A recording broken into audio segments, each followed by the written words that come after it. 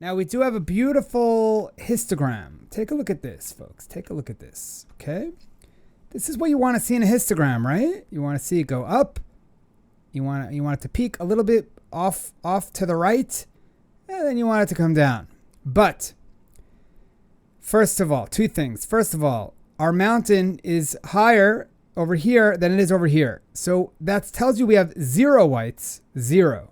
So that's already problematic. There's like 0 representation of whites. And our highlights also, the drop off is to almost 0. So first of all, like this should pop up. And if I can show you here, our whites, you know, we should be showing some whites. Okay. Now let me try and bring this back up. Now, I think this is a better mountain. This is a better mountain. So we still have some black range. Maybe we want to amp the blacks a little bit.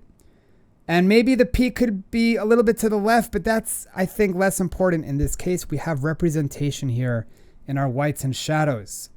The second thing that I want to point out is that there is white in this image. First of all, it's black and white image. So there should be whites, you know. I think it's more to the point that the viewer will look at a black and white image and feel those extremes missing, because that's all we have, man. Show us the extremes a bit so that we could feel like we're looking at the whole spectrum. But also, if this is soap or whatever it is, it looks white. So we'll go to the before. The white is gray here. If I zoom all the way in and forget everything that we looked at and just kind of squint your eyes and look at this, that's not white, right? That's gray. So the whites should be white. Hence my uppity of the highlights of the